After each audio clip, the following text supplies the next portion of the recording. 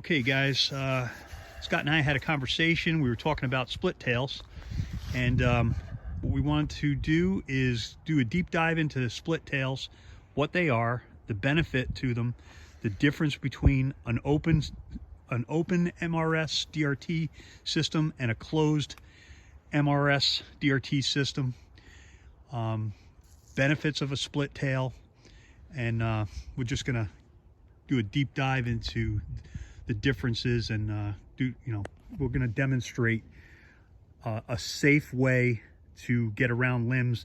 This is something that if you're DRT climbing, you're going to probably encounter when you throw your throw ball up into a tree. Often you're going to get a limb trapped in between the loop of your system. So I'm going to show you here. Scotty, want to climb right up to that limb right there, and we'll just kind of show what we're talking about here. And you can see he's got this limb that's right in front of him, and it's in between his system. Once he gets up to that, he can't go any higher, even though he's tied into that crotch up there. And that can happen a lot, where you really want to get up higher, but you don't have that straight path in between. So with a closed loop system, a little bit of a problem there. So I'll let Scott start to speak about it. You're doing fine. But yeah, this is the end of your climb on a closed loop. Now, yeah, you can throw a lanyard, throw a tether around. You could do that. You could put a tether around the tree here. The only difference is now you have to come off this system completely. So you would have to, untie. You would have to, you have to pull your rope all the way up and over, so you would get that clear path. All right, so that's the benefit of climbing with a split tail, because all you're really doing is you're taking the split tail, which is part of the open loop system, and just taking the split tail and going around the limb, clipping back in, and then continue on up the tree. So we're just going to show you the difference between climbing DRT with a closed system, and then over here I have the open system. So just kind of show you the benefits to it, but also I want to show you the safe practice of, because you're coming off your system. So you should always have the redundancy, have a second system intact, and that's your tether. That's going to keep you up there. It's a lot safer than just throwing a lanyard around. I mean, in the tree care industry, I would be gapped into a tree. I would just throw my lanyard around, clip in, and then I would take care of my rope if I wasn't on an open system, if I climbed on a closed system. That's always been the practice in arboriculture. All right, we're not arborists. You guys are hunters, so and my job is to keep you safe. So now I'm going to show you a safe practice that if you are going to climb with a split tail, because if you do come in contact with this, I mean, you can't always get that throw ball in the ideal situation where it's coming down perfectly and you have that clear path 20, 30 feet all the way up to your crotch, to your designated area. So I'm going to show you how to do it safely. So when you do come in contact with situations like this, I'm going to show you a safe practice to get around that. All right, so come down on this system, one clip. Now we're going to go into a DRT open system.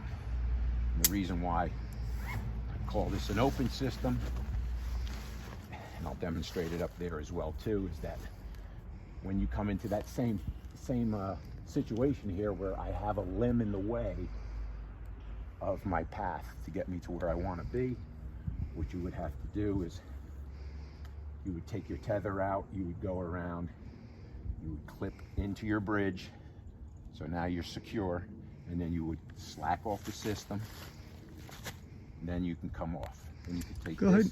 Why don't you climb up and just demonstrate it? I'm just going to illustrate it here, what you would do. So you would get it here on the ground. You can see maybe a little bit better. Now, like I said, I'd be tethered in, so I'm in a safe, I'm not vulnerable. Then you would take this off.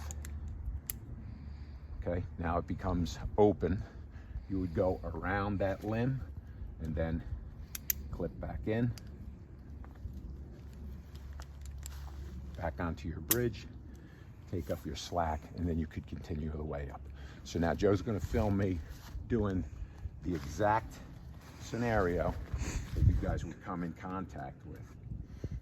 So if you're out in the field, I'm going to show you the safe practice of doing that. Let me just get this system out of the way. Yeah, I think there's a lot of guys that might have a tendency, you know, we all have a lineman's rope on our thing there, and you know, the tendency is you might want to just go to the lineman rope to kind of make yourself safe when you do this. But we feel like the safer course of action is to tether in, because a lineman belt, it's safer than nothing, but you could still go down if you're on, you know, you're just tied to the stick. Right. Yeah, you know, could slip. You could slip. You could slip if it's a limb you're standing on. You could slip off the limb. Like I said, you're in a vulnerable spot doing it that way. This is definitely the safer course of action. So now we're going to show you exactly how to do it with using a split tail, how to be safe about changing over and then continuing on your path up the tree. So let me get up this here.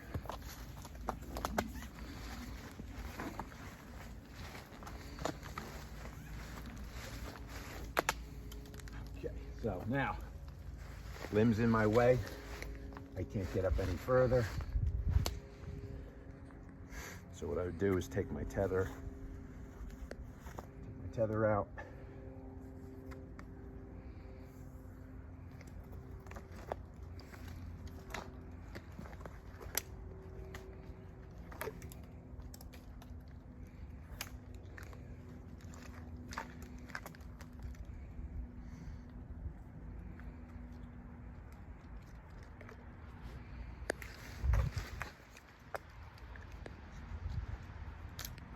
Okay.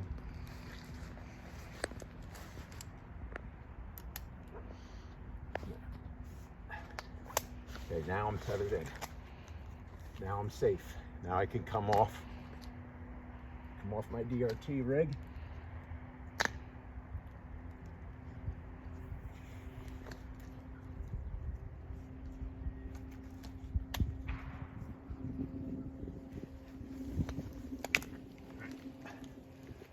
Problem there with the knot being right up against. There's a little tip there.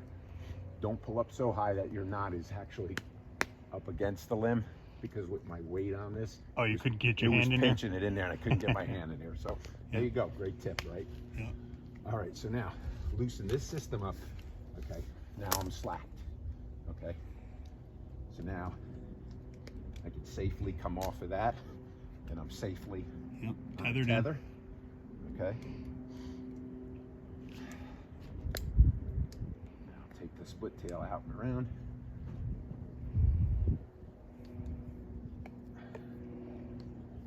So I could do one or two things depending on which way of travel I needed to get up that tree.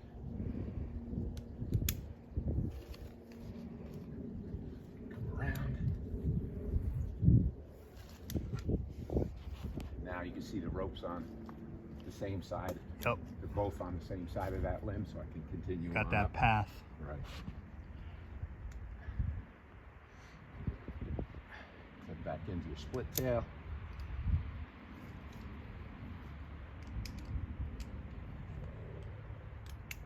Take your slack up.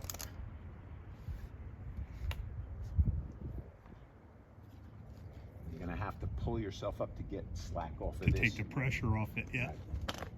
Put pressure on it. Now I can come off of that. There you go. And there's just a safe transition. All right. Take your tether off. Put it in your back in your bag. Now Continue on up. continue on up the tree.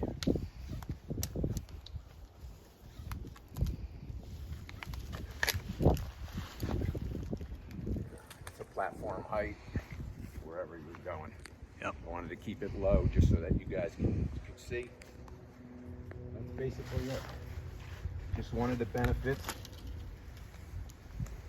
Like I said, if you're in a real busy tree and you just can't get that straight path to the ground. And it's going to happen a lot, especially when you're scout climbing. Right. That first time. Right. You know, you get up there, and then you can set your preset paracord loop in the perfect spot to pick that path, and then you're good to go, you know. Exactly. But a lot of times when you're out scout climbing, this is stuff you're going to encounter. Now, let's talk about. Well, the other benefit is You know, Joe's been climbing for a while with a split tail, and the other added benefit he likes about it is never having to untie and retie your friction hitch. Because when you're done, come off your system. So now, okay. If you want, as long as you're open, you have a nice open crotch, you can pull it up with the carabiner. But I recommend you're not doing that, because if you do get it jammed you don't want to in get there, it stuck up there. you're going to be cursing me out, number one.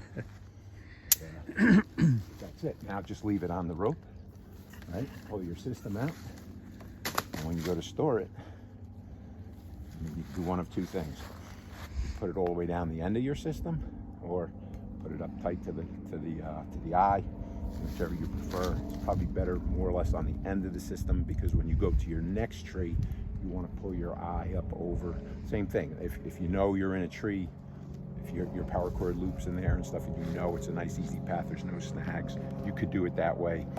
But right, yeah, you would want it on the other end. I would pull that eye end in. You would pull the first. eye end all the way through. Yep. Come down, and then because you need it on. Yeah, you'd do the exact opposite if you were doing like single stick climbing. I get a brain fart every now and then. What do you call that? Sometimers? I'm getting.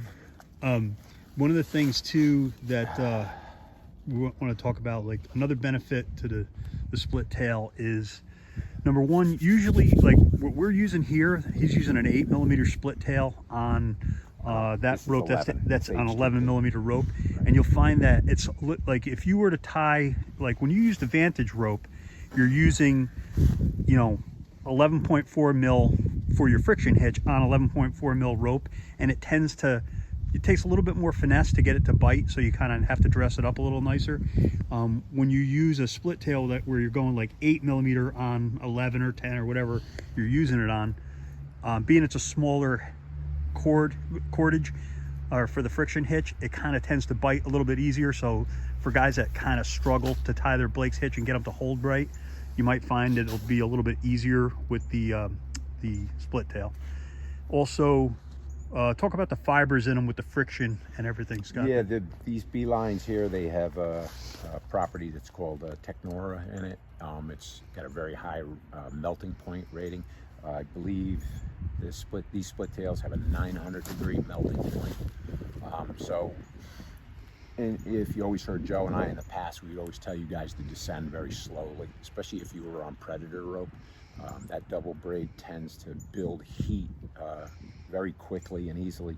So if you're just coming down even at a moderate speed, you're going to melt right in your friction hitch. You're going to melt the fibers of the rope. You'll glaze them over, and then they're not going to hold. They're not going to have the same holding capacity as they would damaged than they would when they're not damaged. Yeah, so anytime you get fibers melt, this almost turns to plastic. It's so smooth and shiny. It's like plastic. Yeah, I've seen guys glaze, and it's not going and it's not going to hold. The other thing is, if you melt enough of these fibers, now you compromise the safety of the rope. Right? If it's on one end, you can just cut that piece out, and your rope, you still have a safe rope. If you do that in the middle of your rope, well, then now you just compromise that rope. Right. I think one of the nice things though about DRT, like it's one thing I remember you saying, which is, when you're using the hitch, one of the nice things is if there was a problem with the hitch, you'd never get off the ground. Right. So right. that's the beauty of the DRT system, and climbing with these Blake's hitches. If you don't tie the Blakes correctly, you never get off the ground in the first place. So it's not like, all right, you climbed it in, you tied it in correctly, you got up to 10, 15 feet, and then you just dropped it. Right, that's not going to happen. It doesn't happen. Yeah. As most guys, a lot of guys were frustrated. They can't get email me, they text me, they'd send me videos. Scott, what am I doing wrong? What am I doing wrong? I'm looking at their knot. It's like, you tied the knot perfectly, but you didn't dress it. Right. Especially if you were going to use, like with a 5-foot piece of split tail, you could do like the tending system, where you would tie the Blakes and then take the tail end and then tie it back. Yep. So then you had a tending system. But if you didn't tie this and dress this properly first, Yep. you're not getting off the You're not ground. So going that anywhere. should be rule number one. test this knot out first. Make sure, get off the ground a foot or two, go hands-free, put your weight into it. Okay, it's holding. Then you can tie back the tending part of it.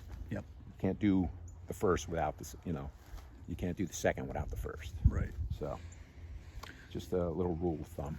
Yep. Yeah, so, and I think one of the biggest things we really wanted to stress here was for guys, for the safety aspect of this. Right. You utilize your tether instead of your lineman if you're going to do this, because because I'm just kind of stuck in my ways, and that's the way I used to do it. In the arbor care industry, that's what we did. We were standing in hooks. So anytime when we started, I climbed on a split tail quite often too, especially the later part of my career. And we just throw the lanyard around, unclip, throw the carabiner. And we used 2 carabiners in it. We didn't use it like that. If you do it that way, it's a lot more, get a lot of clang in the 2 carabiners hitting together. So that's the reason why we just thread both eyes through a single carabiner, because it's quieter. Yep. You can use a second carabiner on it, but it makes quite a racket as you're climbing up the tree. Because once you put slack in the system, that second carabiner just rides down the first one, and they're just clicking and clanging the whole way up the tree. Yeah. If you're going to do it scout climbing, then scout by all climbing means, by all means, the noise doesn't matter then. And right. That's what I'd highly recommend you do, because you're, unless this might be something that somebody might encounter if they're going to kind of go in on an afternoon, they throw the throw ball in a tree and they're just going to, just go and hunt that day. But it's always nice to have the preset loops and not have to do that. I hate throwing a throw ball in season if I can help it. Mm-hmm. But I think that's about it, right? That's about Can't think of anything else. As far as split tails go, we just wanted to, looking back at some of our older videos, we kind of touched on it lightly. Yeah, we got talking about it the other day, and when I brought up the whole part with the lanyard and everything, and then we're just like, that's really not safe. Especially nowadays, the direction we're going really is trying to get people away from the lanyard. And just having a 30-foot tether. Yeah. If you're not a rope climber, then just have a tether that's 30 feet. Always have that safe course of, that safe path to the ground. Yeah, and that's something that I want to touch on. That, like, noticing, initially when I first started saddle hunting, I was doing a lot of transitioning to the tether, but now we've kind of gotten away from that altogether, and I'll use my tether. Right. But it's redundant. I'll have my tether and I'll stay on that climbing line. We're originally rope climbers to begin with. Yep. So, for us, it just comes natural. We have that safe path to the ground because we are primarily rope climbers. Right. When we're saddle hunting, that's our go-to. For the guys who don't rope climb, if you're a stand and stick guy, and hey, listen, I don't knock anybody's system. That's the way you do things. That's fine. All I ask is that that you use your head a little bit as far as a safe course. Have a way to the ground. Have that way to the ground. I sell a system now it's 19 ounces, with 30 feet of 8 millimeter Oplux cord and a descending device. Those 2 pieces together, they just like 1 pound and 3 ounces. Yeah. So it's a really lightweight, compact. Something you can easily fit in this bag. You can have it with you all the time. I saw a video of a guy, it's out there on like TikTok or something like that. There's a guy, he's climbing in a tree stand, and the bottom drops out of the stand, and I guess he didn't have it attached to the top. So now he's, I don't know how many feet up he is, but the bottom goes all the way to the base of the tree, and he's stuck on the hand climber part of it, and he's up there. Now what do you do? And if he was on a 30-foot tether, and yeah, because even with the climbing tree stand guys, same thing. You're gonna hear me preach this all year long. I'm gonna preach it until your ears bleed. I don't care. But same thing. Girth hitch the tree, just like you would if you're going up and you're climbing tree stand. You would have that tether there. That would be whether you on your harness in the rear. Now a lot of us do saddle hunt, so we're tied in right in front of us. But that 30 feet of your safe line, just constantly just advance it up, then you take another bite or 2 up the tree with the climbing stand, just like you would advance it up again, just like you normally would do, but now at least you're on a 30-foot rope that can get you safely to the ground if whatever you encounter, you know, a failure, a slip, whatever it is. You know, and the nice thing too is that 30 feet stays right in the bag, so all you're really doing is pulling that out with the eye. You're girth hitching, you're clipping in, It's nice and neat. and it stays right in the pack the whole time. It stays right in this bag the whole time up, so you don't have 30 feet on the ground. Right. Yeah. All right, guys. If you guys have any questions, put them in the comments section, and also if you guys need any of this gear, anything, check out our website, newyorksaddlehunter.com, and that's spelled out too, instead of just like the initials, the acronyms for it. It's www.newyorkspelledoutsaddlehunter.com. yeah. Yeah, and any questions or concerns, just put them in the comments section, or you can also check us out on Facebook, on New York Saddle Hunter Forum, and I'll be happy to do our best to answer any questions to help you out. All right, climb safe, guys. Climb safe. Thanks, guys.